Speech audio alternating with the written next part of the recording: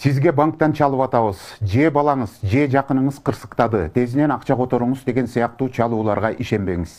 Өз жакындарынын камын ойлоп, же банкта бешене тери менен чогулткан акчасынын коопсуздугунан тынчсызданып жатып, шылуундардын тузагына илингендер миңдеп саналат. Алдамчылар ар кандай техникаларды, ыкмаларды колдонуп, атүгүл өлкө жетекчилеринин атын сата баштаган убакытка жеттик. Учурда УКМКнын же Улуттук банктын кызматкери катары өздөрүн тааныштырып, жеке эсебиңиздеги акчаңызды котортуп алган учурларда кездешүүдө. 2024 жылдын башынан бери эле алдамчылык фактысы боюнча 10 миңден ашык кылмыш иши козголду. Шылуундар элдин 903 миллион сомун уурдап кеткенге жетишти. Карапайым элди сызга отургузуп, ар кандай жолдор менен тоноп жаткан шылуундардын армиясы күн санап өсүүдө. Алардын арасында мамлекеттик кызматтарда иштеп жүрүп эле телефон алдамчыларынын кылтагына илинип, миллион сомун алдырып жибергендер да бар.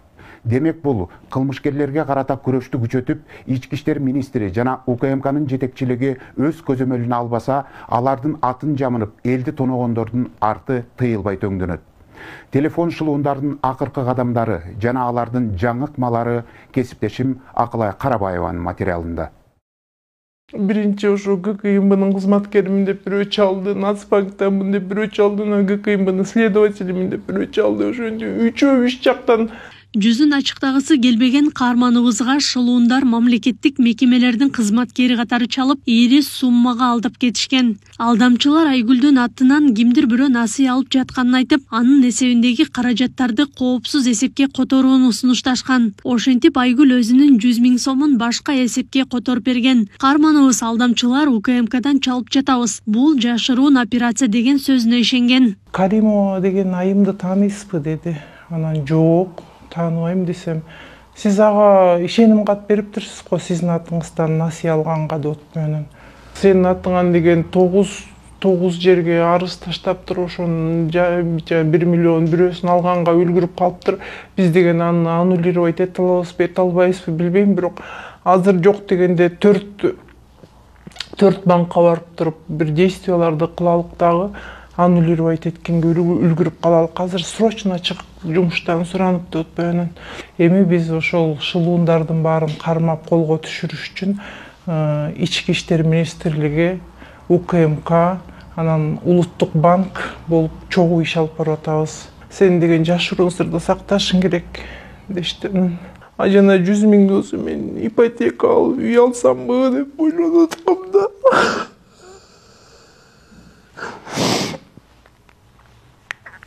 Жок, мен алып жүрөм да көптөн бери.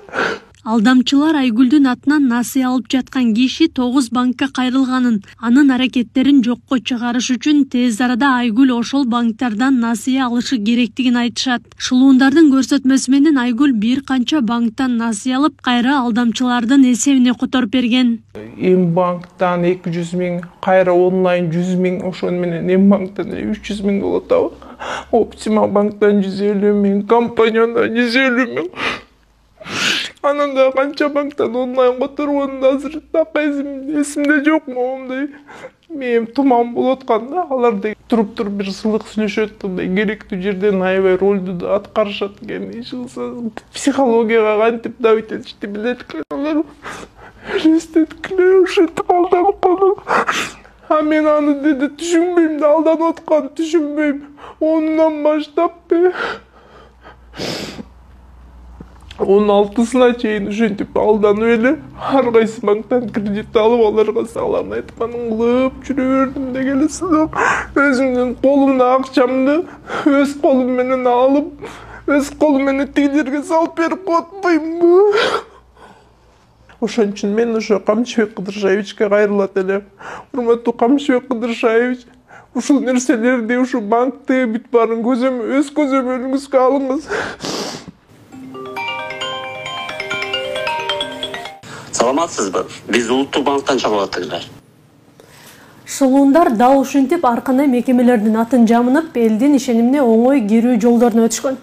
Алар Улуттук банк, УКМК сыяктуу мекемелердин гана атынан эмес, президенттик администрациянын дагы атынан чалган учурлар болгон. Бул тууралуу президенттин басма сөз катчысы Аскат Алагөзов Facebook баракчасына жазып, бийликтин атын саткандардан сак болууга чакырган. Президенттин администрациясы же мамлекеттик органдардын атынан кимдир бирөөлөр иш-чарага чакырып, анан ал үчүн акча сураса, бул алдамчылар деп билиңиздер. Мамлекеттик кызматкерлер президенттин атынанбы, министрлер кабинетинин төрагасынын атынанбы, же башка кызматтык адамдардын атынан болобу майрамдык иш-чараларга чакырып, сыйлык наамдарды тапшырууда эч убакта акча чогултулбайт. Халктын капчыгына кол салууда шылуундар дал ушундай аппараттарды курал катары пайдаланары аныкталды. Бул аппарат Кыргызстанга 30 августта музыкалык жабдык катары кирген. Телефон шылуундарына тиешеси бар чет өлкөлүк жаранды Бишкектин милициясы кармап, анын жанынан дал ушул аппаратты жана 100дөн ашык сим-картаны тапкан.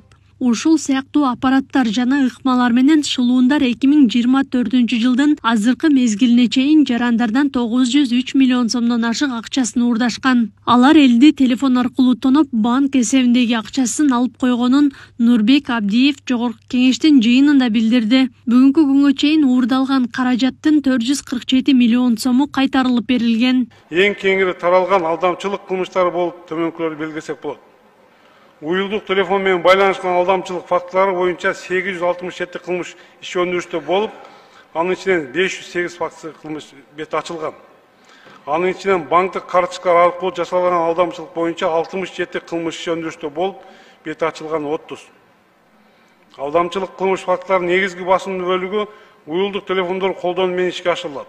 Маалыматка ылайык, ушул мезгилге чейин алдамчылыкка байланыштуу 10 миңден ашуун кылмыш иши козголгон. Анын 7700дөн ашыгынын бети ачылган. Эл өкүлү Кундузбек Сулайманов сим-карталарды каттоо иштери кандай жүрүп жатканына кызыкты. Анткени уюлдук операторлордун талабы боюнча сим-карталар колдонуп баштагандан 1 жума өтүп каттоого алынат. Бул убакыт шылуундардын алдамчылык ишинин негизги куралына айланып жатканы айтылды. Банкты тоноштун кереги жок. Жол болса бар урлук кылыштын, кескилик кылыштын кереги жок. Бул азыр отуруп алып бардыгын элди бар кредитке отургузуп, ошол моментально которуп атышат башка абоненткечи. И притом зарубежный абоненттерге отуруп атышат. Миңдеген сим-карталарды алып атабыз да бизче. Ошол миңдеген сим-карталар регистрация болгонго чейинки убакта 1 жуманын ичинде ошо кылмышка деген катыштырып, андан кийин ошо сим-карта ыргытылып жиберген факттар болуп атат да. Ошо 1 жума убакыт берилип калган себебинен шылуундар ушундай кадамдарга барып атышат. Жок, силер эми чара көрүп эле да ушу 1 жумада бүтүп отуруп элек белек, 1 жума болуп атат, азыр бизден сүйлөшүп атабыз. Кандай сүйлөшүңөр мүмкүн? Муну операторлорду эле заставлять этиш керек, муну иштетпегиле депчи. Ал эми депутат Эмил Токтошов банктарда телефондогу тиркемелер аркылуу жарандардын акчасын алып коюп жатканын айтып, онлайн насыя берүү жана башка каржы аралашкан операцияларды тескөөнү талап кылды. Банк аркылуу да тиркеме менен акчаларды симать этип атпайбы? Нацбанктан чабып атам, бияка чабып атам, ошо боюнча кандай болот? Силер өткөндө айттым эле, банк менен банктар онлайнды бергенди токтотуш керек. Бергенде да мындай тадалаш керек. Сөз поручителде күбө болуш керек. Жөнүндө чалса эле акчасын берип койгондой. Азыр да күндү берип атат азыр онлайндар, банктар.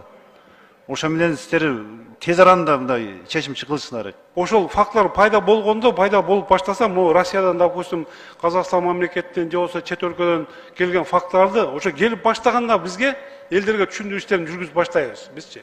Бул банктык сектор боюнча туура айтасыз да, жана артынан деген баягы картанын номерин сурап, же болбосо деген больницага түшүп калды, милицияга түшүп калды деген факттар боюнча элдерге түшүндүрмө жүргүзүп атабыз. Роликтер даярдап атабыз. Бул жерде баардык тийиштүү мекемелер менен, ведомстволор менен чогуу жумушту алып барып атабыз да бул боюнча деген.